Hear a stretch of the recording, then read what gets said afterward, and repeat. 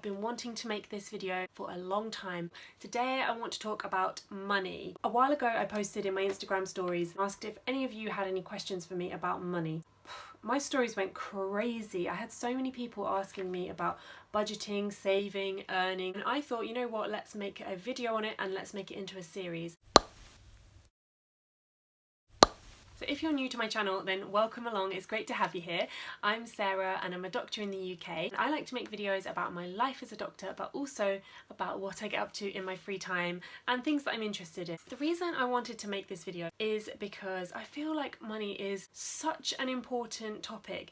It's something that we all need to live and to thrive in this life. But for some reason, it's such a taboo topic and there are so many negative connotations attached to it. Shame associated with not having enough money, feelings of guilt or greed about wanting more money. I just feel like there's no need for any of that. And especially as women, I feel like we need to just talk about it. So let's just open the curtain on it, shine some light on it. So as you guys know, I always try and be as open and honest on my channel as possible. I feel like this is an area that we can really dig deep into. I know that a lot of people watching my channel are kind of my age or younger. I haven't always had the best knowledge or education about money, and I kind of wish that a few years ago I would have had someone just kind of giving me a few pointers and helping me make some better financial decisions. So if I can be that person for you, or if I can kind of guide you in the direction of some other YouTube videos that will help you make some better financial decisions, then I'm all for that. So when I was growing up, I'm one of 5 children, so massive family, and we were a one-income family. And for a number of years, my mum was a single mum. We had very little income between all of us. While that was really tough for my mum, and like I can't actually believe the amount of strength that she had through those years, I don't look back on those times as bad times. I look at those as some of the best years of my life. I think that has completely to do with my mum's attitude to money and to just family life and bringing us up in such a nurturing way. And at the time, I don't think any of us really realised that we were a lower income family. It doesn't cross your mind as a kid. Having very little money at that time actually taught me and my sibling a few really important lessons. My mum always taught us the value of budgeting, and I remember her every time we went to the supermarket, she would teach us about how she was finding the best value for money. And aside from that, it taught us that you can have the best time of your life without having a lot of money. My mum always made our life really fun. She did creative things that didn't ever cost a lot of money. And so I think that was a really important life lesson that I took away from being a child in a family that didn't actually have a lot of money. Then fast forward into my teenage years, and I suppose like a lot of teenagers, at about the age of 13, I got my first job. I went to a grammar school and it was quite close to London. It was in quite an affluent area, and I think that the other pupils at my school tended to be quite affluent.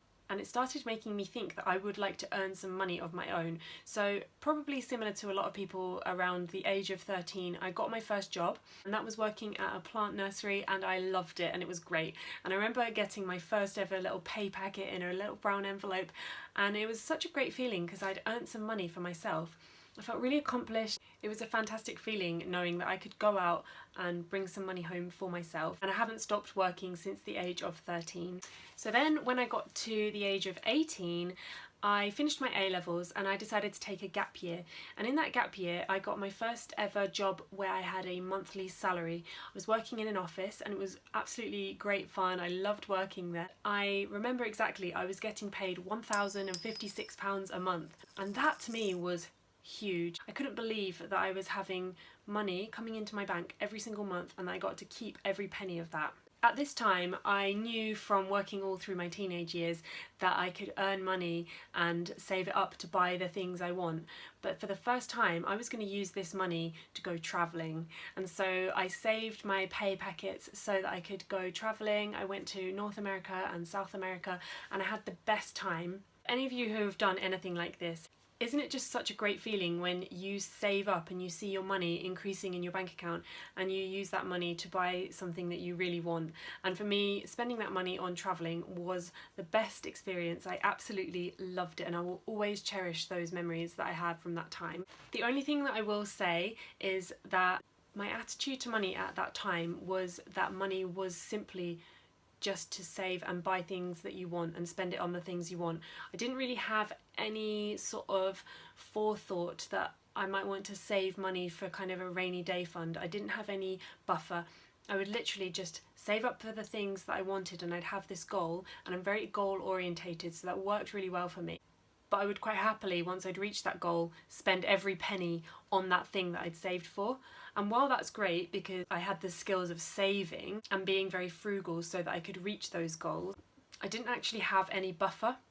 And I actually carried that all the way through my first degree. So while I was doing my degree, I was working part-time, and I was using that money to go on holidays and to go out with friends, which was fantastic, and I had the best time. And working through my degree meant that I did have a bit more money to spend on doing fun things. So I never missed out on stuff. Once I got to the end of my first degree, I wanted to save up to go travelling yet again, and I got a job as a healthcare assistant, and I saved up for a mega trip to Australia. And I've talked about this in a previous video, which I will link up above. I saved up loads of money, and I spent every single penny of it on this trip to Australia. I had such a fantastic time, and once again, just like my gap year, I will cherish the memories that I have from that trip.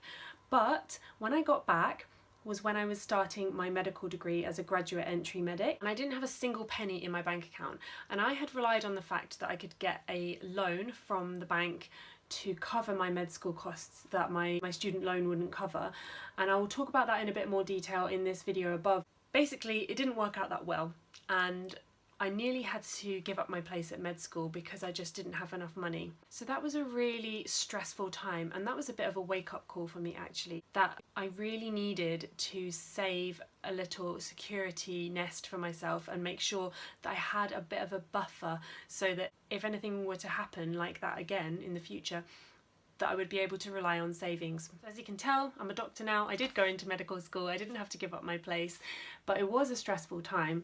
And the whole way through medical school, I still worked. I worked as a healthcare assistant. I carried on that job that I'd had from before Australia, but I didn't have enough time to work enough hours to actually save myself a buffer of cash. So I'd just been kind of like waiting until I got to the end of med school so that I could actually start saving properly. Also, while I was in medical school, I started an Etsy shop, and if you aren't aware of Etsy, it's an online marketplace where you can sell the items that you make yourself. So I started this little online shop, and I supplemented my income through medical school by making things, and it was the first time that I realised that I could actually earn money by working from home or even passively, i.e. not just swapping a certain amount of time for my money, so not working for a certain amount of money per hour. And for me, that's been really powerful, and I'm hoping to do more of that in the future. So now I've been working as a doctor for about 2 years, and I'm happy to say that I do have a substantial amount of money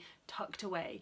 But I'd also like to point out that I have kept up those lessons that I learned from earlier in my life. I still remain frugal, and I try to get the best deals on things that I can, and I try not to waste money on things that aren't that important to me. I think I've come up with a really nice way of budgeting my money so that I feel comfortable with the percentage of my savings versus what I spend, and I can go into more details about that in a future video if you're interested. So I do think that it's important to be able to treat yourself to things or to experiences that you want to have, so that money doesn't just feel like a chore. You're working all these hours so that you can enjoy your free time. So I always set aside an amount of money each month that I can just enjoy and spend freely. I've come across I don't know what you'd call it, like a movement or an idea of financial independence. Financial independence is the idea that you can save up enough money that you can live off of that for the rest of your life, so that you could potentially retire early. Now, I love my job, and I don't know if that is necessarily something I want to do, but I love the idea of having enough in savings and that I can work just because I want to, rather than thinking I have to go to work so that I can pay my mortgage, or feeling really tied to my job just because I'm spending every bit of money that comes into my bank every month. So I think we'll wrap this video up here. No, wait, I need to do a shout out. So I'm trying to do a little shout out at the end of each of my videos, and this week I'm actually going to do it for another YouTuber. She is absolutely fantastic. She's called Dr. Nosa. I have been really enjoying watching her videos, so guys, check her out if you're interested in medical videos. I know that you're going to love her. If you want to know more about my financial situation, i.e. how much I've saved or how much I save each month or what I spend my money on each month, then do let me know what you're interested in specifically in the comments, and I will make a video on that because I want to make videos that you guys enjoy and that are relevant to you. So yeah, have a great rest of your day, whatever you're doing. Thank you so much for watching. Don't forget to give this video a thumbs up if you enjoyed it, and hit that subscribe button. And also, if you hit the little bell notification button next to the subscribe button, then you will get a notification each time I upload so that you don't miss one. And I will see you in my next video, guys. Thanks for coming along. Bye.